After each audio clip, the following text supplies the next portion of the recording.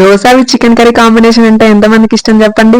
నాకైతే దోశలోకి పల్లి చట్నీ కంటే ఇట్లా నాన్ వెజ్ కర్రీస్ అంటేనే చాలా ఇష్టం. మరి అందులోటి ఈ కర్రీ వచ్చేసి మా ఆయన చేశారు. మా ఆయన అయితే చికెన్ కర్రీ నిజంగా సూపర్ గా చేస్తారు. బ్యాచిలర్ స్టైల్లో చాలా సింపుల్ అండ్ క్విక్ గా కూడా అయిపోతుంది అనమాట. టేస్ట్ కూడా అంతే బాగుంటుంది. మీరు ఎప్పుడైనా నాన్ వెజ్ కర్రీస్ చేసేటప్పుడు అల్లం వెల్లుల్లి పేస్ట్ అప్పటికప్పుడు దంచుకొని ఫ్రెష్ గా వేసుకోండి. టేస్ట్ అండ్ స్మెల్ అయితే చాలా బాగుంటుంది. ఫస్ట్ అయితే ఒక హాఫ్ కేజీ చికెన్ లో పసుపు, ఉప్పు, కారం, అల్లం వెల్లుల్లి పేస్ట్, కొంచెం ఆయిల్ వేసి మంచిగా మిక్స్ చేసుకొని ఒక 15 మినిట్స్ పక్కన పెట్టుకోండి. తర్వాత ఒక గిన్నె తీసుకొని అందులో ఆయిల్, జీలకర్ర, ఆనియన్స్ ఇంకా పచ్చిమిర్చి వేసి మంచిగా మిక్స్ చేసుకోండి. ఆనియన్స్ కొంచెం ఎక్కువగానే తీసుకోండి, అప్పుడే గ్రేవీ బాగుంటుంది, టేస్ట్ కూడా చాలా బాగుంటుంది అనమాట. తర్వాత ఆనియన్స్ కూడా మంచిగా ఫ్రై అయిపోయిన తర్వాతకి మనం కలిపి పెట్టుకున్న చికెన్ ని కూడా వేసి మంచిగా ఒకసారి కలిపి మూత పెట్టుకోండి.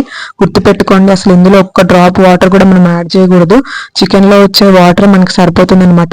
5 మినిట్స్ కోసారి అలా చికెన్ ని కలుపుకుంటూ మంచిగా కుక్ చేసుకోవాలన్నమాట. చికెన్ అంతా మంచిగా కుక్ అయిపోయిన తర్వాతకి లాస్ట్ కి కొంచెం గరం మసాలా, ధనియాల పొడి, కొత్తిమీర వేసి మంచిగా ఒకసారి మిక్స్ చేసుకొని ఒక 1 మినిట్ అలా ఉంచేసి దించేసుకోవడం అనమాట.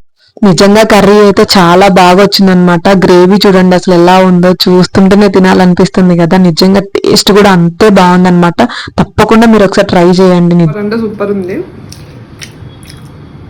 నిజంగా చాలా బాగుంది. నేను చెప్పాను కాదు, ఒకసారి మీరు ట్రై చేసి చూడండి, మీరే చెప్తారు సూపర్ ఉందని చెప్పి. నేను చాలా బాగుంది.